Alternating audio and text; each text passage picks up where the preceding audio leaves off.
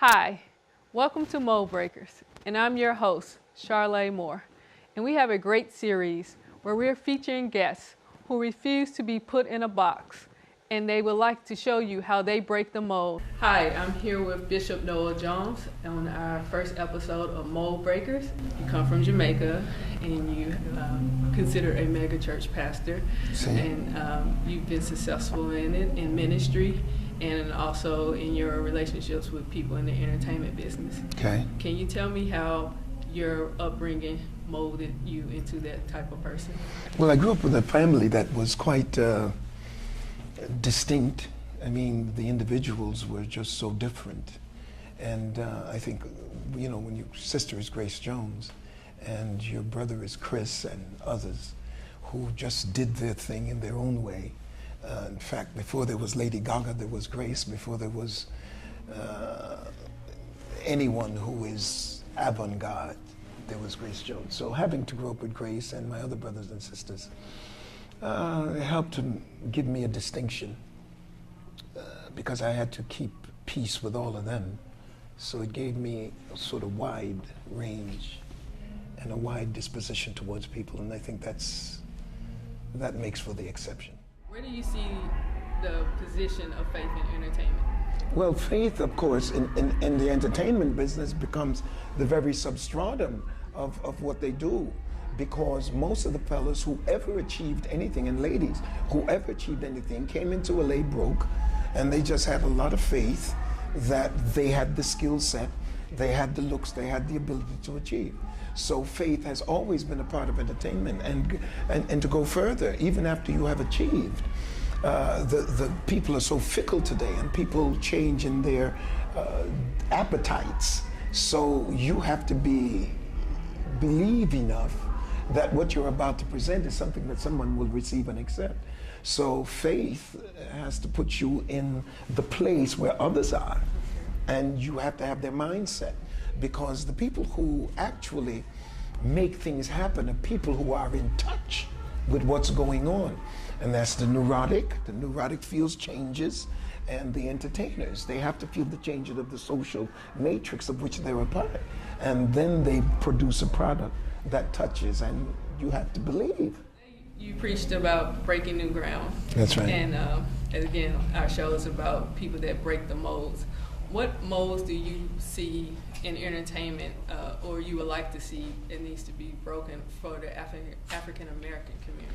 Well, I think the African-American entertainer has got to break the mold as it relates to how he deals with his community and his social environment. And many times when we get to a point where we're successful, we have a proclivity, a tendency to go away from our roots. I think it'd be a marvelous thing if more of our entertainers and more of our successful people will come back into the hood and make a difference, help to make a difference. The violence that we commit one against the other is untenable. I mean, not untenable, I think that's the right word. I think it's unconscionable what we do with one another in our community. I think the influence of the people who we have made icons would be great to stem the flow of violence that we've seen. They should come back in. I consider sports as a part of entertainment. Why do you think that we don't have more icons like Jim Brown's or the John Carlos and Tommy Smith who sports, or even some of the other entertainers that have been unashamed of the gospel? Why do you think we don't have more today? Because people have become more secular, and the church has lost its influence in many ways. So consequently, we don't have that much conscience. You see, the church used to be the conscience of this community, the conscience of the world, and particularly of those of us who grew up in church. But the new generation, the millennium, they didn't grow up in church as we did. And so consequently, they are more concerned about their everyday life, their everyday association with success. And they don't think that they should give back as much as they ought to. And they ought to come back. I mean, we're not asking them to give up all the money in the world, just give up their influence and touch the people's lives who think that they are significant. And we don't get that because they didn't have our upbringing. You're speaking on a series about the church Yes. and the role. Yes. And I really enjoyed that Yes. series.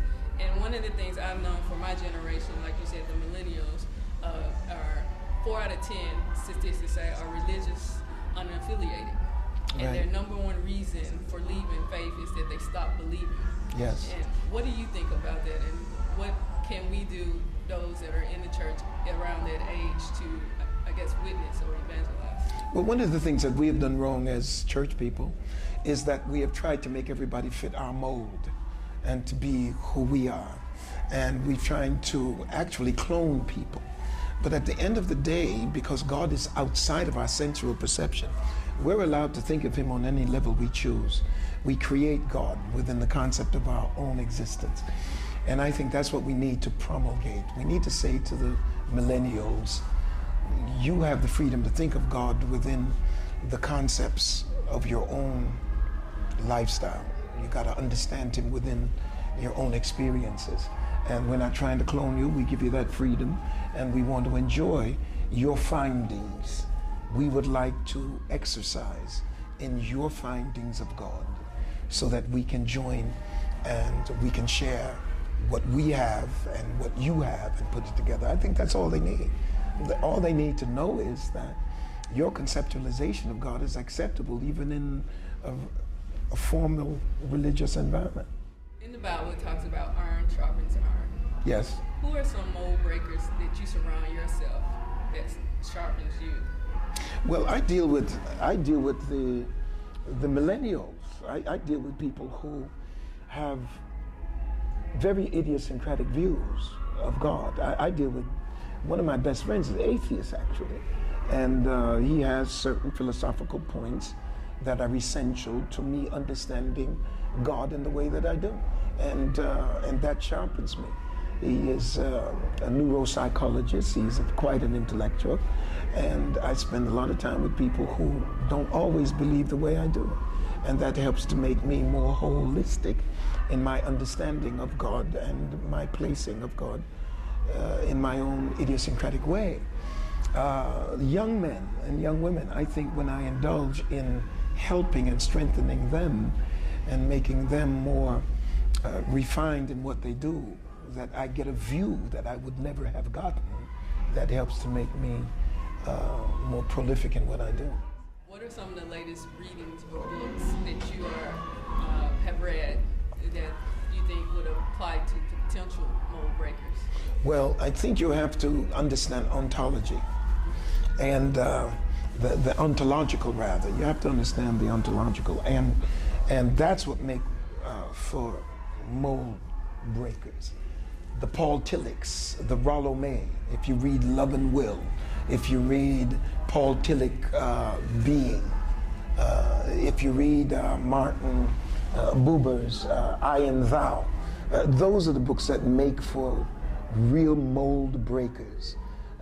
Just Love and Will is probably top of my list because Rollo May was influenced by Paul Tillich, and the greatness of those books cannot be denied or minimized. And it helps to give you the kind of thinking that says your mindset is, who told you that your mindset isn't adequate for changing the environment and the atmosphere of the time in which we live? If you read those books, it'll blow your mind. Thank you. Put you where you belong. Okay. Thank you. God bless.